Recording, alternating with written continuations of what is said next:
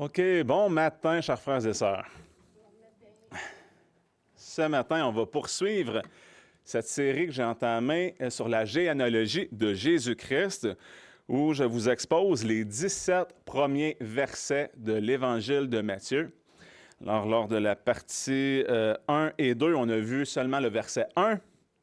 Et puis là, vous allez voir qu'on accélère, là, parce qu'on va voir un verset au complet aujourd'hui. On voit Matthieu, chapitre 1, verset 2. Mais avant de débuter, on va se courber avec un mot de prière. Père Tout-Puissant, si on est réunis ce matin en Église, c'est bien sûr par ta pure grâce. Alors Seigneur, on est reconnaissant d'être ici. Ce qu'on veut, mon Dieu, c'est t'adorer comme tu le mérites, en esprit et en vérité.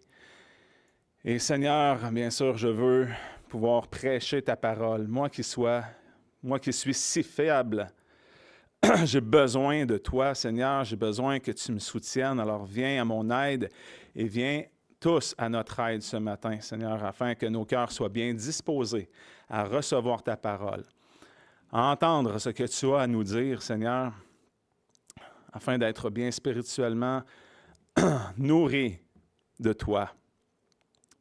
Alors, Seigneur, merci de nous accorder ce don et de nous permettre d'apprendre à mieux te connaître et que ton nom soit élevé. Amen. Lisons maintenant Matthieu, chapitre 1, versets 1 et 2. Livre généalogique de Jésus-Christ, fils de David, fils d'Abraham. Abraham fut père d'Isaac, Isaac fut père de Jacob, Jacob fut père de Judas et de ses frères. Nous allons faire une courte révision de ce qu'on a vu la dernière fois. Alors, on avait vu fils de David, fils d'Abraham. En fait, ce sont comme deux titres qui évoquent de grandes choses. Alors, fils de David, qui faisait référence à la royauté, au Messie.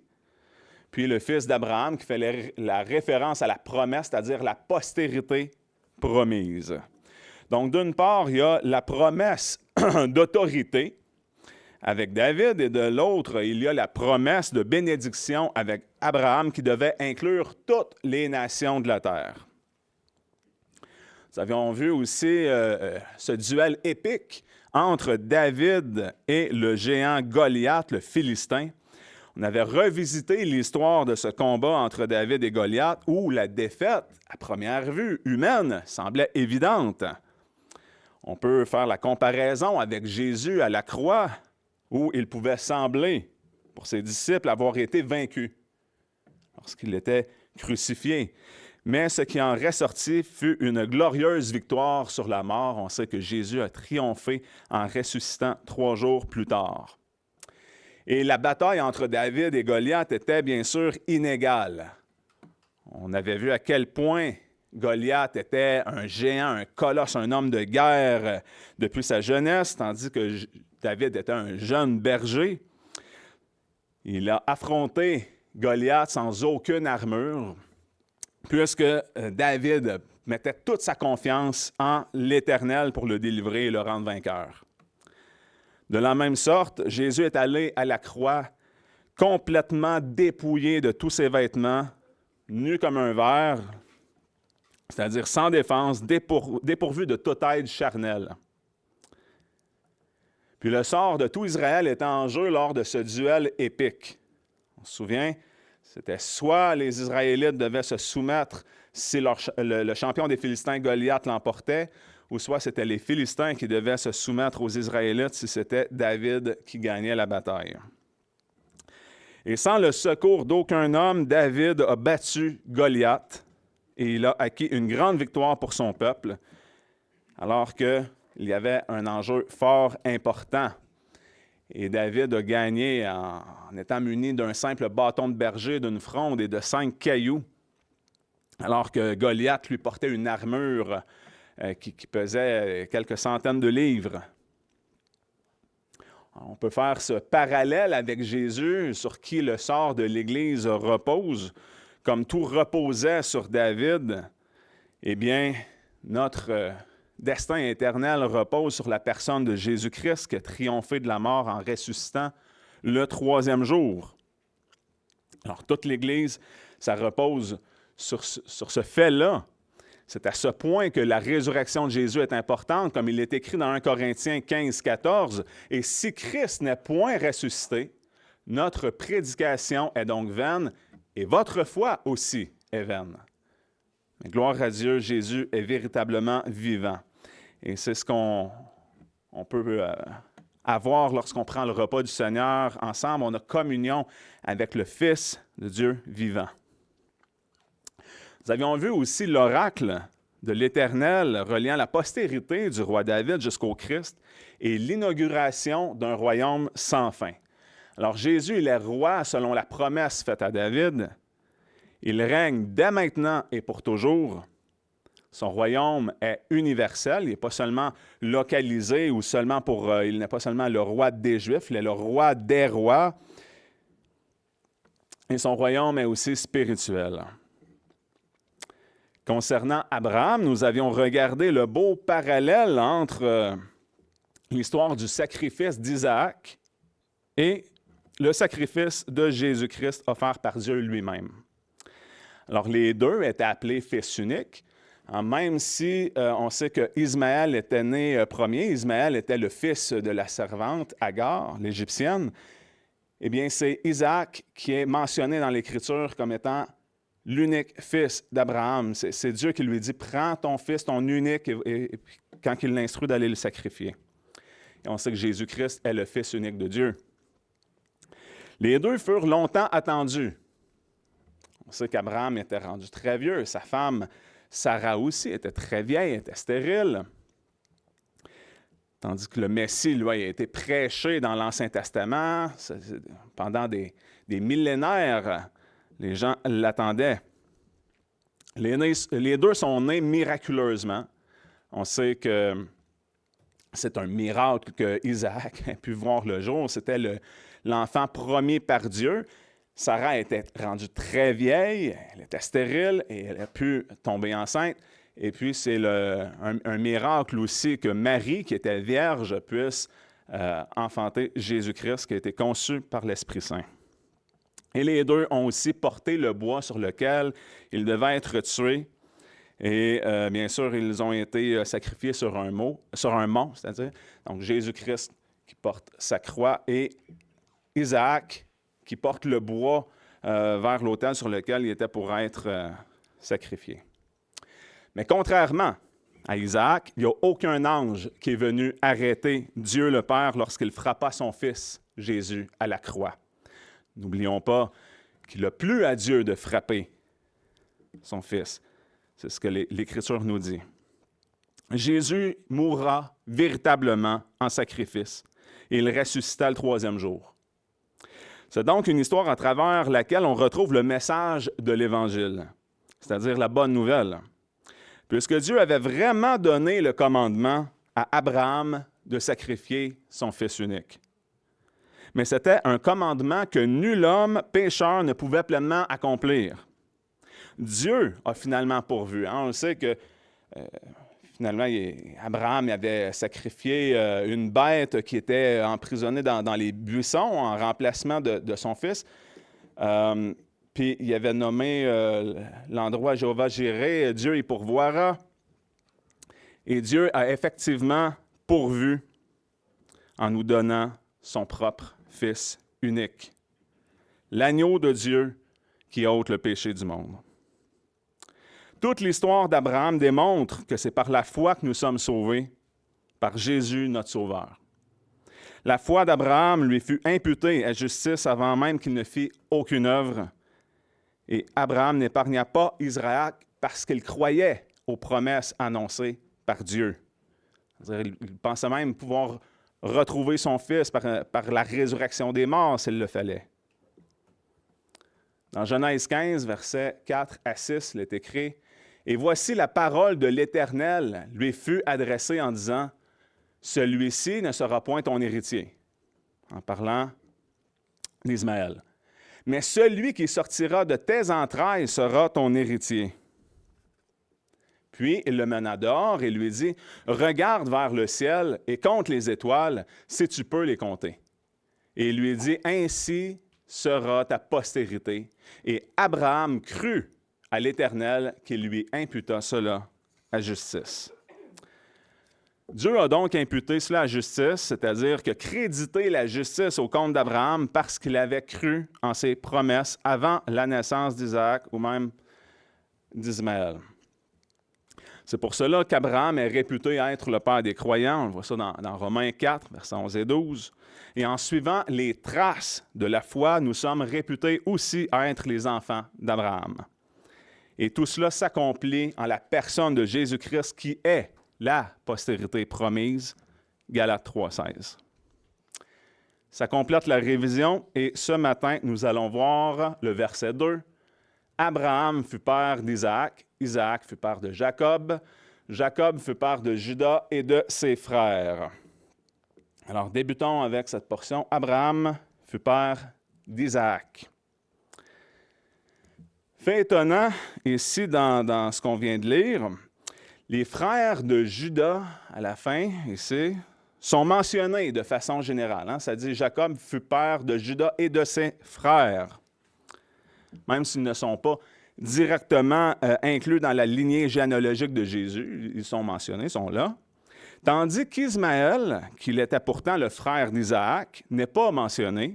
Et c'est la même chose pour Ésaü, qui était le frère jumeau de Jacob. Lui non plus, il n'est pas du tout cité. Et c'est la raison pour laquelle je vais vous parler des cas d'Ismaël et d'Ésaü, afin qu'on voit pourquoi ils ne sont pas mentionnés, tandis que c'est le cas pour les frères de Juda. Alors, débutons maintenant avec une courte présentation d'Ismaël. Ismaël signifie « Dieu entend ». Il est fils d'Abraham, issu de sa servante Agar, l'Égyptienne. Il va recevoir lui aussi une bénédiction de Dieu, faisant de lui une grande nation. Ismaël a été circoncis à l'âge de 13 ans, le même jour que son père Abraham. Et lors d'une fête célébrant le sevrage d'Isaac, Ismaël riait de son plus jeune frère Isaac. Et le rire d'Ismaël, qui est raconté dans Genèse 21:9, était en fait de la moquerie.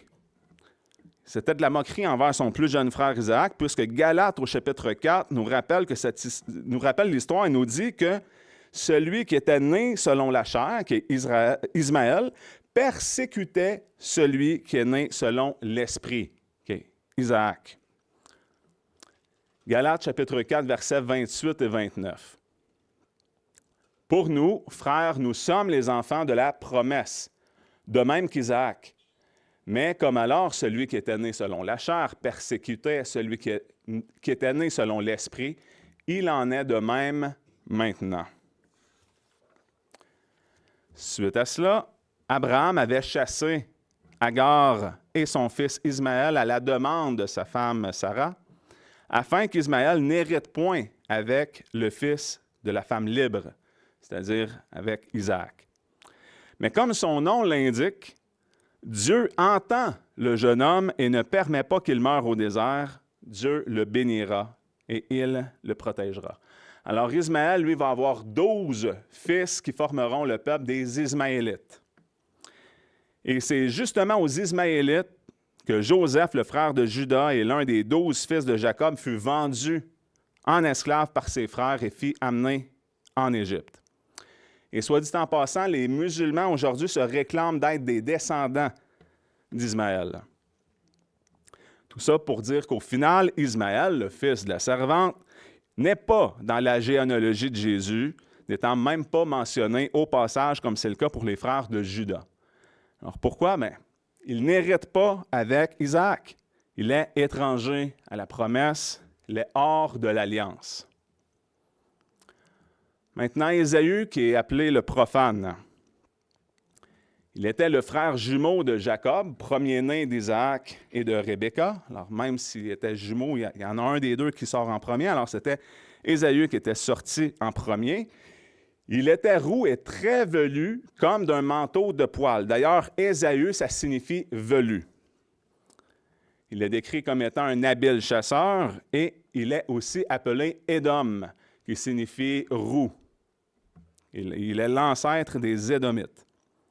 Mais Ésaü, il n'est pas appelé Édom parce qu'il était roux, bien que c'est vrai qu'il était véritablement roux, mais c'est à cause d'un épisode où il a vendu son droit d'aînesse contre un potage d'une couleur rougeâtre. Et là, pour cela, je vais vous raconter cette histoire. On va se remémorer ce moment. Ésaü, bien sûr, c'est un chasseur. Sa chasse est infructueuse. Il revient, il est vraiment très faim. Il aperçoit son frère jumeau Jacob qui est en train de cuisiner un potage de lentilles. Alors, il va l'approcher, il va demander à Jacob, « Donne-moi de ce roux-là, parce que j'ai vraiment très faim. » Et c'est là que Jacob va lui négocier quelque chose d'intéressant. Il va lui dire, « Bien, vends-moi d'abord ton droit d'aînesse, puis je vais te donner de mon potage de lentilles. » Et Jacob, pour lui, c'est quelque chose de très important. Il va prendre le temps de faire jurer Ésaü avant de conclure la transaction. On voit ici dans Genèse 25, 32 et 33 la réponse d'Ésaü. Ésaü répondit, « Voici, je m'en vais mourir. À quoi me sert ce droit d'aînesse? » Et Jacob lui dit, « Jure-le-moi d'abord. » Il le lui jura et il vendit son droit d'aînesse à Jacob. Alors, certains commentateurs voient ici une grossière exagération d'Ésaü lorsqu'il dit qu'il s'en va mourir. D'autres croient qu'il s'agissait d'un temps de famine mentionné dans Genèse 26 qui amena Isaac à quitter le pays pour aller vers Abimélec, le roi des Philistins, à Guérar. Et d'autres croient qu'Ésaïe parlait ici de sa vie dangereuse, trépidante de chasseur, où il devait exposer sa vie pour aller manger en tuant des bêtes sauvages. Mais d'une manière ou d'une autre, on peut voir que ce qui me marque dans ce passage, c'est le manque de foi d'Ésaü en les promesses de Dieu. En parlant de mourir de la sorte, en disant « je m'en vais mourir, à quoi ça me sert le droit d'aînesse », on constate qu'Ésaü ne voit pas très loin, il ne regarde pas vers Dieu. Il traite la vente de son droit d'aînesse banalement, comme si c'était une nécessité pour survivre. Mais de l'autre côté, Jacob n'y voit rien de banal. Il conclut la transaction seulement après avoir fait jurer son frère. C'était très solennel pour Jacob. Voici le verset 34, Genèse 25, 34. « Et Jacob donna à Ésaü du pain et du potage de lentilles, et il mangea et but, puis il se leva et s'en alla. Ainsi, Ésaü méprisa le droit d'aînesse. » Aussi simple que ça. On peut voir la valeur du péché versus un plat de lentilles là, dans tout ça. On peut faire ce parallèle-là. Les plaisirs d'un moment comparés à la valeur de l'éternité.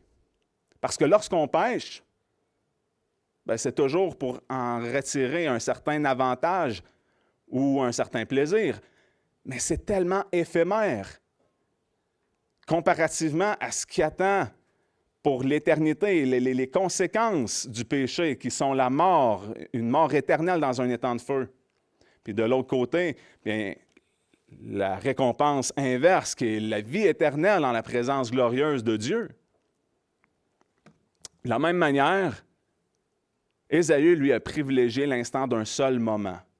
Il a eu sûrement le plaisir de manger un bon potage chaud de lentilles. Mais là, ça dit qu'il a mangé, il a bu, il s'est levé, c'était fini. De cette manière-là, il a méprisé son droit d'aînesse. C'est rapide, l'instant d'un repas. Et on sait ensuite que ça s'en va dans le lieu secret, ça ne vaut plus rien. On pourrait parler de priorité circonstancielle. Imaginez que vous seriez dans un désert. Et là, vous avez très, très soif, il fait chaud. Et puis vous pensez que votre survie en dépend. Et là, quelqu'un vous propose une gourde d'eau contre vos avoirs, vous auriez des diamants ou de l'or, peu importe. Et là, vous vous dites, bien, je vais donner tout ce que j'ai, je vais donner mes diamants contre une gourde d'eau. Dans ces circonstances-là, la gourde d'eau devient beaucoup plus précieuse que des diamants si vous êtes en train de mourir dans le désert. Mais imaginez que tout de suite, immédiatement après avoir conclu la transaction, puis après vous êtes dépouillé de tous vos avoirs, de toutes vos richesses, en échange d'une simple gourde d'eau, vous voyez des secouristes arriver avec un camion-citerne rempli d'eau puis une cargaison de nourriture pour vous apporter tout ça gratuitement. Mais vous regretteriez immédiatement votre transaction. Vous direz, bien, la gourde d'eau vient de perdre tout de suite toute sa valeur. Eh bien, lorsqu'on pêche, un petit peu la même chose. Hein? On peut acquérir un plaisir immédiat, mais ça ne vaut rien tout de suite après. Pareil comme le repas consommé par Ésaü, ça ne vaut plus rien. Tandis que Jacob, lui, a acquis quelque chose de beaucoup plus important. Il avait les yeux fixés vers Dieu. Donc, on parle de promesse éternelle ici. C'est pourquoi Ésaü, de son côté, lui, il est appelé le profane dans Hébreux 12, verset 16. Profane, dans nos dictionnaires, ça peut tout simplement désigner ce qui n'est pas du domaine de la religion. Mais dans les Saintes Écritures, le mot profane évoque quelque chose de très négatif. C'est extrêmement négatif. C'est le mot grec bébelos, qui vient de deux mots, c'est-à-dire basis, qui veut dire pied, et bélos, qui veut dire le seuil, comme le bas d'une porte. Alors, bébelos, c'est comme foulé aux pieds. En bon québécois, c'est comme si on disait que Ésaü, c'est un vrai pas bon. Le mot profane est souvent employé pour désigner quelque chose d'impur ou des hommes impies qui détestent la religion, et c'est même aussi employé pour désigner des discours hérétiques faisant la promotion du mensonge. Alors, au final, Ésaü est lui aussi hors de l'alliance, puisqu'il a méprisé son droit d'aînesse auquel la bénédiction concernant la promesse était reliée. Poursuivons. Isaac fut père de Jacob. Alors, si on récapitule, Ismaël, le fils de la servante, dehors, Ésaü le profane, dehors. Et là, on arrive à Jacob, le supplanteur. Et là, je veux vous faire remarquer que ce n'est pas le nom d'Israël qui est employé ici. C'est le nom Jacob, qui est dicté ici dans la généalogie de Jésus-Christ. Pourtant, dans le cas d'Abraham, son nom initial, c'était Abram, qui veut dire « père élevé », et Dieu avait changé le nom d'Abram pour le nom d'Abraham, qui signifie « père d'une multitude ». Et pour Jacob, Dieu avait aussi changé son nom pour celui d'Israël, qui signifie « celui qui lutte avec Dieu ». Mais ici, l'Esprit Saint va dicter à Matthieu d'utiliser le nom Jacob dans la généalogie qui signifie supplanteur. Alors, le verbe supplanter vient du latin impérial supplantare et signifie renverser à terre. Alors, l'emploi du nom Jacob est significatif puis nous rappelle quelques histoires par sa signification. Puis on va revoir la prophétie déclarée dans Genèse 25, 23. Et l'Éternel lui dit, c'est-à-dire s'adresse à Rebecca, la femme d'Isaac, « Deux nations sont dans ton ventre, et deux peuples se sépareront au sortir de tes entrailles. Un de ces peuples sera plus fort que l'autre, et le plus grand servira le plus petit. » Nous allons voir maintenant la description de cette naissance entre Jacob et Ésaü. L'Écriture rapporte qu'Isaac, lui, aimait Ésaü à cause du gibier qu'il lui apportait, tandis que Rebecca, elle, aimait Jacob. Puis on va prendre le temps, je veux vraiment prendre le temps de souligner la foi d'Abraham puis sa vision pour les générations futures. On va regarder dans Genèse 24, les versets 1 à 4. Or, Abraham était vieux, avancé en âge, et l'Éternel avait béni Abraham en toutes choses. Et Abraham dit à son serviteur, le plus ancien de sa maison, qui avait le gouvernement de tout ce qui lui appartenait, « Mais je te prie, ta main sous ma cuisse, et je te ferai jurer par l'Éternel, le Dieu des cieux et le Dieu de la terre, que tu ne prendras point de femme pour mon fils d'entre les filles des Cananéens, parmi lesquels j'habite. Mais tu iras dans mon pays et vers ma parenté, et tu y prendras une femme pour mon fils, pour Isaac. » Souvenons-nous que les Cananéens sont d'une lignée maudite par Noé, qu'on voit dans Genèse 9, 25, qui sont voués à l'extermination, d'après Deutéronome 20, 17, à cause du péché de leur père Tcham. Pour cela, je vais vous raconter l'histoire de Noé. Noé avait commencé à cultiver la vigne, et là, il s'enivre en prenant du vin par excès. Et une fois dans sa tente, il se dévêtit complètement et il s'endort, en train de cuver son vin, complètement nu dans sa tente. Et son fils Tcham l'aperçoit. Et plutôt que de traiter son père avec respect et d'immédiatement recouvrir sa nudité, il s'en va alerter ses deux autres frères, Sem et Japhet, en leur disant « Hey, notre père, il est tout nu dans la tente. » Et là, qu'est-ce qui arrive? C'est que Sem et Japhet, eux, vont réagir d'une manière beaucoup plus respectueuse. Ils vont prendre un manteau sur leurs épaules et ils vont marcher à reculons, en tournant leur visage pour être sûrs de ne pas être exposés à la nudité de leur père Noé. Ils vont recouvrir la nudité de Noé. Et une fois que Noé a eu fini de cuver son vin, il se réveille et il apprend ce que son fils Tcham a fait. Et c'est dans cette foulée qu'il va prononcer cette malédiction en disant « Maudit soit Canaan, qu'il soit le serviteur des serviteurs de ses frères. » Alors ça, c'est vraiment bas, là. Tu es le serviteur des serviteurs.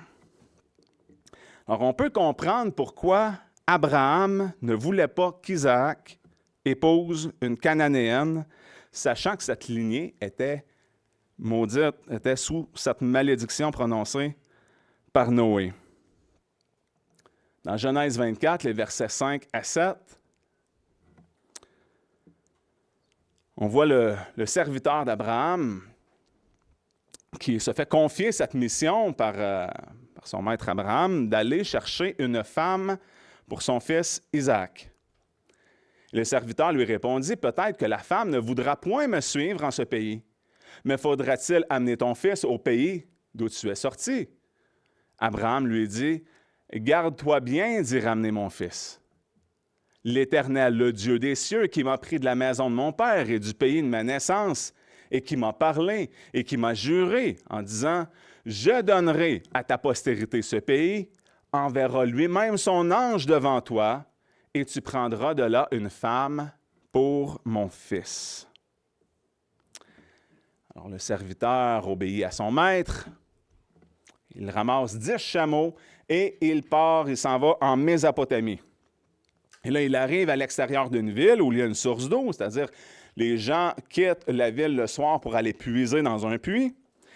Et là, il va faire cette prière.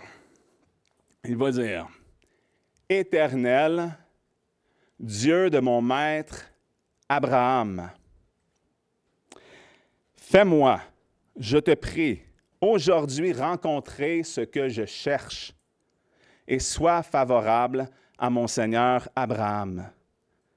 Voici, je me tiens près de la source, et les filles des gens de la ville sortent pour venir puiser de l'eau.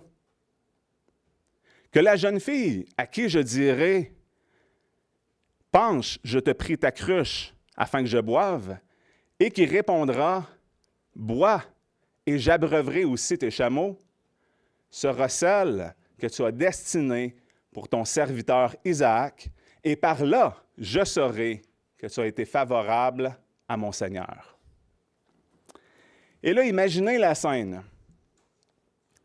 Le serviteur d'Abraham, il n'a même pas encore fini de parler, qu'il aperçoit une belle jeune fille avec une cruche à l'épaule. Et l'Écriture nous rajoute comme détail que c'était une très belle jeune fille qui était vierge, qui n'avait connu aucun homme. Alors, le serviteur est en mission, il part à courir au-devant d'elle pour aller lui demander à boire. Et la jeune fille se hâte de baisser sa cruche et de lui donner à boire. Et elle rajoute, « J'irai aussi puiser de l'eau pour abreuver tes chameaux. » Et elle part à la course pour retourner au puits puis puiser de l'eau pour abreuver tout son troupeau. Alors moi, je peux juste imaginer la réaction, la stupéfaction du serviteur d'Abraham. Je l'imagine, la bouche grande ouverte, là. Ça, je viens juste de prier l'Éternel, puis tout ça arrive exactement comme je l'ai demandé. Puis d'ailleurs, il pouvait avoir une grande confiance en son maître. Abraham lui avait dit, Dieu va envoyer un ange devant toi, puis il va tout préparer la chose. Alors, c'est assez incroyable. Il doit se dire, ça y est, c'est elle. Tout arrive exactement tel que j'ai prié. Mais il manque encore un détail. Il va devoir poser la question. Parce qu'on se souvient qu'Abraham avait pris le temps de faire jurer son serviteur qu'il ne permettrait pas à ce qu'Isaac épouse une Cananéenne. Il voulait l'envoyer dans son pays vers sa parenté. Alors le serviteur va demander à la jeune fille, « De qui es-tu la fille? » Et elle lui répondit, « Je suis fille de Bethuel, le fils de Milca qu'elle enfanta à Nachor. » Boum, ça y est. Parce que ça fonctionnait. Nachor est de la famille d'Abraham. Alors, tout fonctionne pour lui. Et j'aimerais mettre en lumière le manquement d'Isaac en tant que père de protéger son fils Ésaü au sujet des femmes étrangères, tout comme son père Abraham avait fait envers lui. Parce qu'Abraham avait pris le temps de donner des instructions précises à son serviteur, de le faire jurer de ne pas permettre que son fils Isaac épouse une Cananéenne, tandis qu'Isaac, lui, à son tour, va manquer. Et cela entraînera cette conséquence qu'on voit dans Genèse 26, les versets 34 à 35. Or, Ésaü, âgé de 40 ans, prit pour femme Judith, fille de Béri, le Hétien, et Basmath, fille d'Élon, le Hétien, qui furent une amertume d'esprit pour Isaac et pour Rebecca. Alors, Ésaü épouse des femmes hétiennes, et cela déplut grandement à ses parents. Parce que les Hétiens, c'étaient des descendants de Canaan par Heth, c'est-à-dire Heth, son deuxième fils, qui était finalement de la lignée maudite par Noé. Isaac a été négligent. Et ce n'est pas parce qu'il a fait quelque chose de mal en soi, mais c'est parce qu'il n'a pas fait. Le fait qu'il n'a pas pris sa responsabilité, c'est ça qui le rend coupable de négligence. Il n'a pas protégé son fils comme son père Abraham l'avait fait pour lui auparavant. Puis on peut faire plusieurs liens dans les Saintes Écritures avec ça. Et les exemples abondent d'enfants qui écopent à cause des mauvaises décisions de leur père. On peut penser aux fils d'Aman, qui ont tous été pendus sur le gibet que Aman avait fait préparer pour Mardoché. Finalement, ça s'est retourné contre eux. Il y a les fils du roi Saül qui sont morts à la guerre. Il y a le bébé de David qu'il avait eu avec Bathsheba, qui est décédé des conséquences du péché de David. Alors l'Éternel avait décidé, bien, ton fils que Bathsheba t'enfante va mourir. C'est en lien à cause de son histoire d'adultère et le meurtre d'Uri. Il y a le Jeugéli et ses fils. Et je peux aussi vous donner un exemple contemporain, parce que c'est encore vrai aujourd'hui. Moi, je travaille, comme vous savez, au service correctionnel dans un pénitencier fédéral.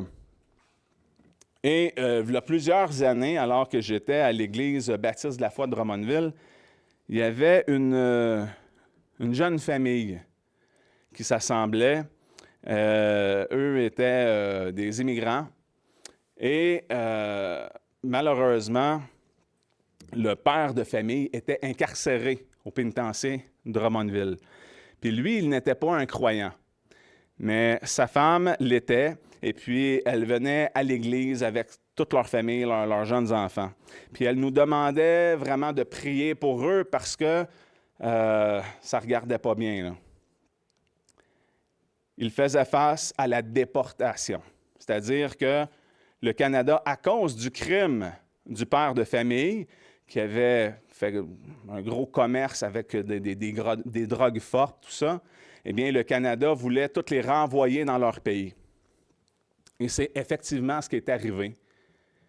Ils ont dû être déportés à cause du crime de cet homme-là. Et pourtant, il y avait même un enfant dans le lot, assurément, qui était né au Québec. Alors, même lui qui était né au Québec n'a pas pu bénéficier de grandir au Canada à cause du crime de son père. Toute la famille fut déportée. Alors, il y a des conséquences à nos actions. Et puis, c'est pour ça que je veux prendre le temps d'interpeller les pères qui sont ici présents, spécialement les jeunes pères, alors que vous avez des enfants à élever, de prendre conscience de ça, que vos actions vont avoir des répercussions futures. Vous avez des responsabilités d'élever vos enfants, de prendre soin d'eux, de les instruire sous la discipline et l'admonition du Seigneur. Alors, mieux vaut se préoccuper d'eux pendant que c'est le temps et d'agir d'une manière qui honore le Seigneur, et toute votre famille en sera bénie. Parce que pourtant, Isaac, de son côté, lui, n'était pas étranger à la promesse que Dieu avait faite à son père Abraham, parce que lui-même, Dieu lui avait réaffirmé cette même promesse concernant la postérité. On le voit dans Genèse 26, 4 et 5. « Et je multiplierai ta postérité comme les étoiles des cieux, et je donnerai à ta postérité tous ces pays-ci, et toutes les nations de la terre seront bénies en ta postérité. Parce qu'Abraham a obéi à ma voix et a gardé ce que je lui avais ordonné, mes commandements, mes statuts et mes lois. » Mais Isaac, même en voyant que son fils Ésaü épouse des femmes étiennes, qui étaient une amertume d'esprit pour lui et sa femme, va planifier de donner sa bénédiction à Ésaü, son fils aîné, après que celui-ci eut ramené un repas de gibier. Puis ça va prendre l'intervention de Rebecca pour empêcher Ésaü, le profane, d'obtenir cette bénédiction-là en lien avec la promesse. L'Écriture, comme je vous ai dit plus tôt, nous rapporte qu'Isaac, lui, avait une préférence pour Ésaü à cause du gibier qu'il lui donnait à manger, tandis que Rebecca aimait Jacob. Permettez-moi de vous raconter cette histoire, justement, de Jacob, le supplanteur. Premièrement, pour la naissance de Jacob, on sait que c'est lui qui est sorti deuxième, le premier tout velu qui sort, et Jacob, lui, qui tient son frère par le talon à sa sortie. Et là, Jacob il a déjà réussi à obtenir le droit d'aînesse en échangeant le droit d'aînesse contre un simple repas de lentilles. Et là, c'est Rebecca qui va instruire Jacob d'usurper la bénédiction prévue pour l'aîné, qui était son frère Ésaü, et elle va lui donner des instructions afin d'initier cette supercherie, c'est-à-dire va chercher des chevreaux du troupeau. Moi, je vais les apprêter, je vais leur donner la saveur du gibier, parce que Isaac, il était rendu vieux, il ne voyait presque plus, sa vision était très faible, et il avait dit, ben là, je sens la mort s'en venir, là, alors je vais donner ma bénédiction, va à la chasse, va chercher, apprête-moi du gibier, et puis ensuite, je vais te bénir. Alors, Rebecca avait tout entendu ça. Elle dit, c'est le temps, pendant que ton frère est parti à la chasse, va chercher 2 chevreaux dans le troupeau, puis moi, je vais les apprêter. Alors, c'est Rebecca qui apprête le repas. Rebecca va aussi revêtir Jacob des plus riches habits d'Ésaü, et elle va aussi le recouvrir de poils, c'est-à-dire elle va couvrir ses mains, son cou, de peau de chevreau. afin que Jacob ait l'imitation d'Ésaü. Jacob, lui, avait peur. Il avait peur de se faire démasquer et que la bénédiction se retourne contre lui et qu'il devienne une malédiction. Mais Rebecca est tellement dédiée, elle va même jusqu'à risquer que la malédiction retombe sur elle, advenant que son plan échoue. Genèse 27, versets 21 à 23. Et Isaac dit à Jacob, « Approche que je te tâte, mon fils, pour savoir si tu es mon fils Ésaü ou non. » Jacob s'approcha donc d'Isaac, son père, qui le tâta, et dit, « La voix est la voix de Jacob, mais les mains sont les mains d'Ésaü. » Il ne le reconnut pas, car ses mains étaient velues, comme les mains d'Ésaü, son frère, et il le bénit. Alors Dieu va permettre à Jacob de réussir le coup en se faisant passer pour son frère Ésaü, malgré le fait que sa voix le trahit. Isaac reconnaît que c'est la voix de Jacob. Mais finalement, Isaac va préférer se fier aux apparences du toucher et de l'odeur. Dieu nous a donné 5 sens. Hein? On le sait qu'on a le goûter, on a la vue, les yeux, on a bien sûr l'odorat, le nez, le toucher et l'ouïe. Et là, c'est l'ouïe qui va le trahir, mais il va se fier au toucher, faux poil, puis à l'odeur des vêtements, parce qu'on sait que Jacob portait les vêtements de son frère. Versets 24 à 27. Et il dit, « C'est toi qui es mon fils Ésaü? » Et il répondit, « C'est moi. » Alors il dit, « Sers-moi que je mange de la chasse de mon fils, pour que mon âme te bénisse. » Et il le servit et il mangea. Il lui apporta aussi du vin, et il but. Puis Isaac, son père, lui dit, « Approche et baise-moi, mon fils. » Et il s'approcha et le baisa. Et Isaac sentit l'odeur de ses habits, et il le bénit, et dit, « Voici l'odeur de mon fils est comme l'odeur d'un champ que l'Éternel a béni. » Moi, je trouve intéressant de voir dans l'Écriture que c'est le sens de l'ouïe qui est sollicité par Dieu pour donner la foi. En Romains 10, 17, on sait, complétez ça, la foi vient de ce qu'on entend. Exactement, ce qu'on entend vient de la parole de Dieu. Alors, l'expression « celui qui a des oreilles pour entendre » revient à 6 occasions dans le Nouveau Testament, qui est employé par les évangélistes Matthieu, Marc et Luc. Et il y a seulement Jean qui n'utilise pas cette expression, mais il va utiliser l'expression que celui qui a des oreilles écoute ce que l'Esprit dit aux églises, à 7 occasions dans le livre de l'Apocalypse. Et il va nous rapporter également les paroles de Jésus dans son évangile dans Jean 10, 27, qui nous dit « Mes brebis entendent ma voix, et je les connais et elles me suivent. » Jésus permettra à ses disciples de le voir après sa résurrection. Puis il ira même jusqu'à inviter Thomas à le toucher. On sait que les autres aussi ont pu bénéficier de ça. Alors il voulait le convaincre pour ensuite ajouter cette remarque dans Jean 20, 29. Jésus lui dit, « Parce que tu m'as vu, Thomas, tu as cru. Heureux ceux qui n'ont pas vu et qui ont cru. » J'ai d'ailleurs fait un prêche sur ce passage-là. Ça porte ce nom-là. Heureux ceux qui n'ont pas vu et qui ont cru. Vous pouvez aller le réécouter. Mais ça démontre que Jésus, encore une fois, nous réfère à la parole pour dire, bien, c'est pas par la vue que vous allez croire, c'est parce que je vous ai annoncé. Toutes les Saintes Écritures le mentionnent de moi, je vous l'ai déjà annoncé, soyez pas étonnés. Vous devriez vous attendre à ce que je ressuscite comme c'était prévu. Alors, Isaac, lui, prononce les bénédictions envers Jacob, qui étaient généralement réservées pour le premier-né. On va voir la suite des versets 28 et 29. « Que Dieu te donne de la rosée des cieux et de la graisse de la terre, et une abondance de froment et de mou. Que des peuples te servent et que des nations se prosternent devant toi. Sois le maître de tes frères et que les fils de ta mère se prosternent devant toi. Quiconque te maudira soit maudit et quiconque te bénira soit béni.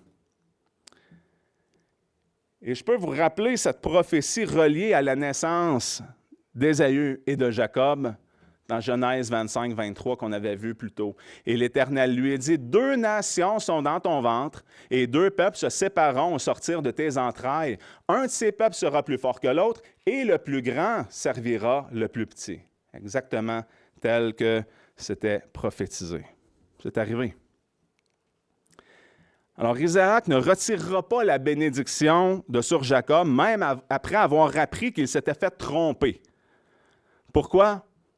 Hébreux 11, 20 nous dit « Par la foi, Isaac bénit Jacob et Ésaü en vue des choses à venir. » La suite du récit nous dit qu'Ésaü est revenu de sa chasse pour obtenir la bénédiction, et lorsqu'Isaac a réalisé ce qui venait de se produire, l'Écriture nous mentionne qu'il a été pris d'une émotion extraordinaire.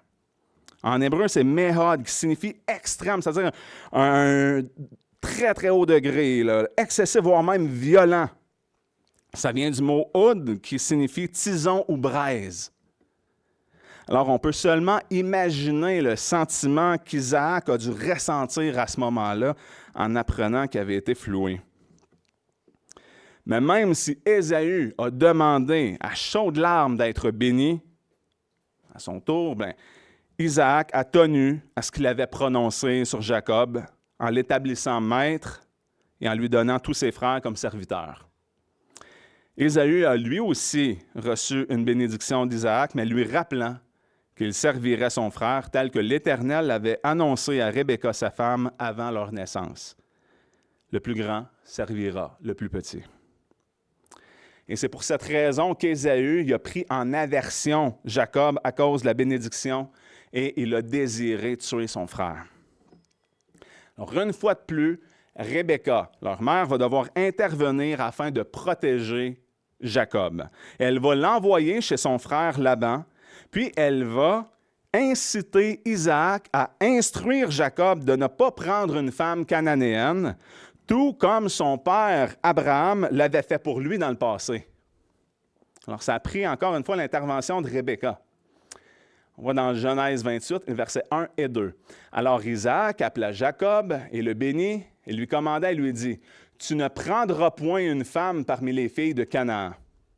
Lève-toi, va à Padan Aram, à la maison de Bethuel, père de ta mère, et prends-toi une femme de là, parmi les filles de Laba, frère de ta mère. »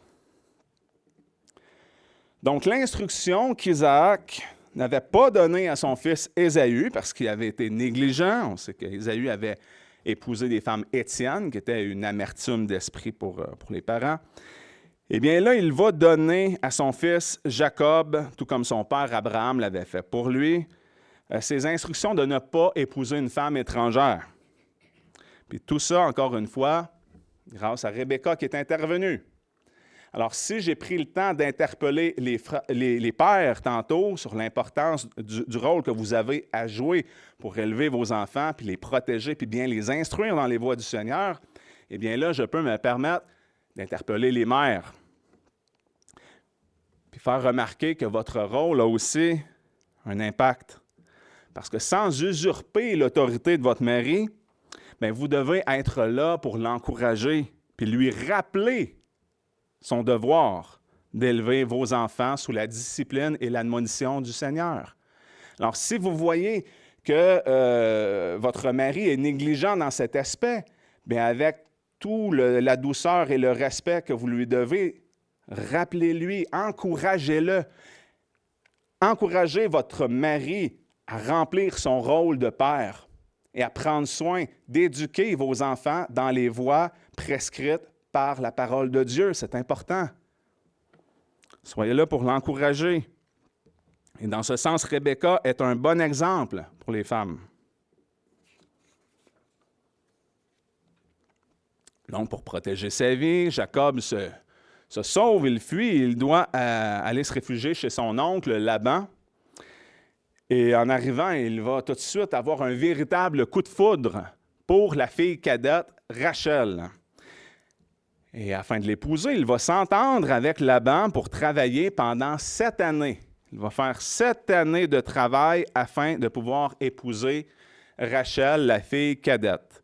Et l'Écriture nous dit que les 7 années ont paru comme quelques jours parce qu'il l'aimait, Rachel. C'est beau, hein? Genèse 29, les versets 21 à 30. Et Jacob dit à Laban, « Donne-moi ma femme, car mon temps est accompli, et je viendrai vers elle. » Alors Laban rassembla tous les gens du lieu et fit un festin. Et le soir, il prit Léa. Il n'a pas pris Rachel, il prend Léa, sa fille, et l'amena à Jacob, qui vint vers elle. Et Laban donna sa servante Zilpa pour servante à Léa, sa fille. Et le matin, voici, c'était Léa. Et Jacob dit à Laban, « Qu'est-ce que tu m'as fait? N'est-ce pas pour Rachel que j'ai servi chez toi? Et pourquoi m'as-tu trompé? » Laban répondit, « On ne fait pas ainsi dans ce lieu de donner la plus jeune avant l'aînée. Achève la semaine de celle-ci, et nous te donnerons aussi l'autre pour le service que tu feras encore chez moi cette autre année. » Et Jacob fit ainsi, il acheva la semaine de celle-ci, puis Laban lui donna pour femme Rachel, sa fille. Alors ici, l'expression d'achever la semaine ne fait pas référence au travail que Jacob devait faire pendant encore 7 ans, parce qu'on voit parfois dans l'Écriture qu'il y a des semaines d'années. Mais ici, ce n'est pas le cas. Il s'agit d'une véritable semaine de 7 jours qui concernait la semaine des festivités du mariage. Et cette fois, Jacob a tout de suite obtenu Rachel en mariage avant d'avoir à travailler ces 7 années supplémentaires, mais il a tenu son bout de la transaction. Et Laban donna sa servante Bila pour servante à Rachel, sa fille.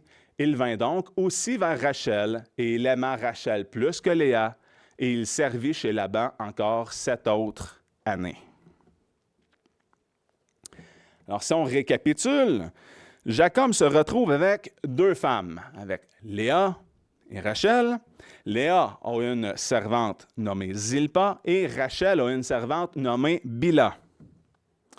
Puis c'est intéressant de constater que Léa, qui ne devait pas se marier au départ, va réussir à se faufiler par la tromperie de son père Laban, tout comme Jacob, lui, s'était faufilé par la tromperie auparavant, afin d'obtenir la bénédiction en suivant les instructions de sa mère.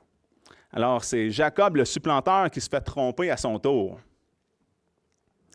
Dans Genèse 29, 31, il est dit, « Et l'Éternel, voyant que Léa était haïe, la rendit féconde, mais Rachel était stérile. » Alors, Léa, qui n'était même pas supposée se marier en premier lieu, sera celle choisie par Dieu pour prolonger la lignée messianique enfantée, c'est-à-dire celui qui figure dans la généalogie de Jésus.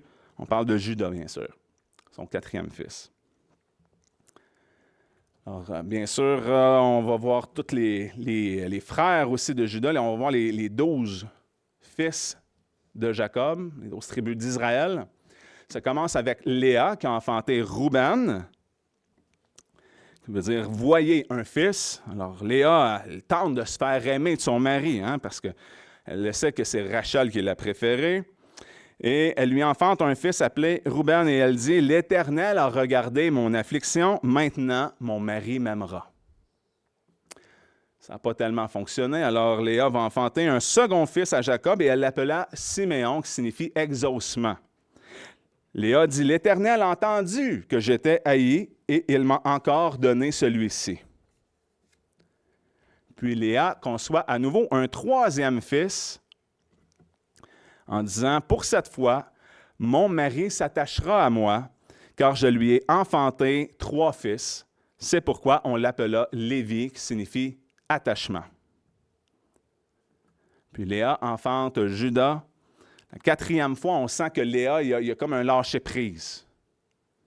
Parce que plutôt que d'espérer d'être finalement aimée de Jacob, en lui accordant un 4e fils, Elle va se tourner vers Dieu. Et cette fois, elle dit, « Je louerai l'Éternel », c'est pourquoi elle l'appela Judas, qui signifie louange. Et c'est de cet enfant, Judas, qui signifie louange, que Dieu a choisi de poursuivre la lignée messianique pour nous amener Jésus-Christ dans le monde. Rachel, elle, devenue jalouse de Léa, va finir par donner sa servante Bilha à Jacob afin d'avoir des enfants par son entremise. Alors, Bilha va enfanter Dan, qui signifie juge, puis une seconde fois, Bilha va enfanter Nephtali, qui signifie ma lutte. Léa, voyant qu'elle avait cessé à son tour d'avoir des enfants, fit de même en donnant sa servante Zilpa à Jacob. Zilpa va enfanter Gad, qui signifie bonheur, et finalement Aser, qui signifie heureux. Puis, Léa et Rachel vont se négocier quelque chose pour que Léa puisse coucher avec Jacob à nouveau. Parce que un des fils de Léa avait trouvé des mandragores. Fait que la transaction implique une sorte de plante dont le fruit est comme une baie jaunâtre de la grosseur d'une noix de muscade. Puis on dit que cette plante est aphrodisiaque, puis stimulerait le désir tout en aidant à la procréation. Alors, c'est des raisons pour lesquelles on pense que Rachel voulait autant ces mandragores-là, puis qu'elle dit, ben toi, tu iras coucher avec Jacob en échange que moi, je puisse avoir les mandragores de ton fils. Alors, elle fait cette transaction-là avec Léa. Les mandragores, c'est un fruit qui est parfois aussi appelé pomme d'amour. Donc, Léa va retourner coucher avec Jacob et elle enfante Isaacar, il y a salaire. Puis une deuxième fois, Zabulon, qui signifie habitation. Et Rachel, qui était stérile, est finalement exaucée par Dieu. Alors, je ne sais pas si Dieu a utilisé dans sa providence les mandragores, là, mais l'Écriture ne nous le dit pas explicitement. Mais Rachel, qui était stérile, va finalement avoir un enfant. Dieu lui accorde Joseph, qui signifie « il ôte » ou « il ajoute ». Et beaucoup plus tard, Rachel va enfanter un deuxième fils qu'elle appelle Benoni, qui signifie « fils de ma douleur », parce qu'elle mourut peu de temps après l'accouchement, donc suite à l'accouchement. Mais Jacob va changer le nom de Benoni pour Benjamin, qui signifie « fils de la droite ». On peut récapituler ce qu'on a vu. Abraham fut père d'Isaac. Isaac fut père de Jacob. Jacob fut père de Judas et de ses frères. Ismaël et Ésaü ne sont pas mentionnés dans la généalogie de Jésus comme on a pu le voir. Ils sont sortis de l'Alliance, n'étant pas des enfants de la promesse. Puis de l'autre côté, mais les frères de Judas sont restés unis à lui. Ils sont tous Israël et ne sont donc pas étrangers à la promesse. C'est pourquoi les frères de Judas ont donc acte de présence dans la généalogie de Jésus.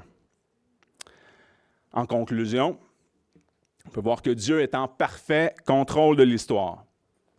Ce n'est pas étonnant, Dieu est souverain, il accomplit ses promesses malgré nos faiblesses, malgré nos péchés.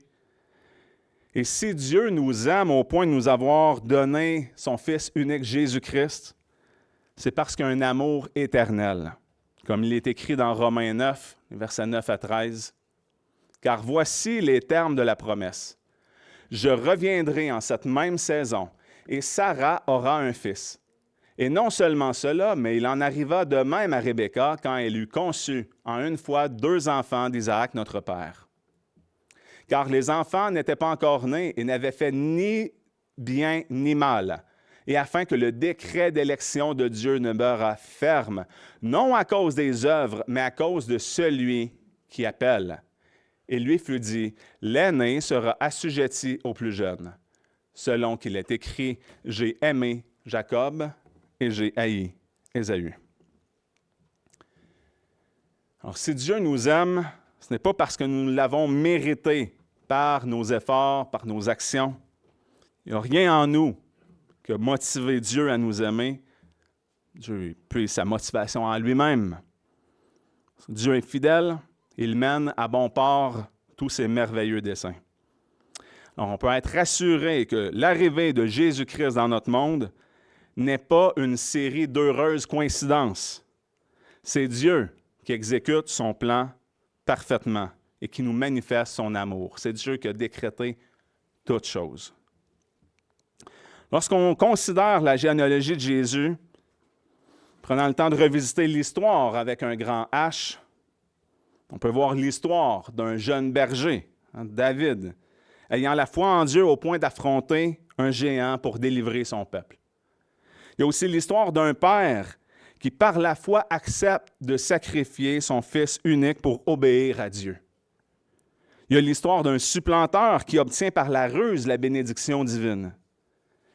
L'histoire d'une femme mal aimée qui fut bénie de Dieu et qui, par la tromperie, fut mariée et enfanta celui qui continua la lignée généalogique de Jésus, celui qui devait venir nous sauver de la colère divine. Alors, en considérant toute l'histoire et la providence divine, on ne peut qu'humblement répondre à Dieu. Merci Seigneur, sois loué au Père Tout-Puissant. Amen. Alors, je vais vous remercier pour votre attention. Soyez bénis, bien sûr, et je vais prendre le temps, comme à toutes les fois, de réviser avec un petit questionnaire pour les enfants.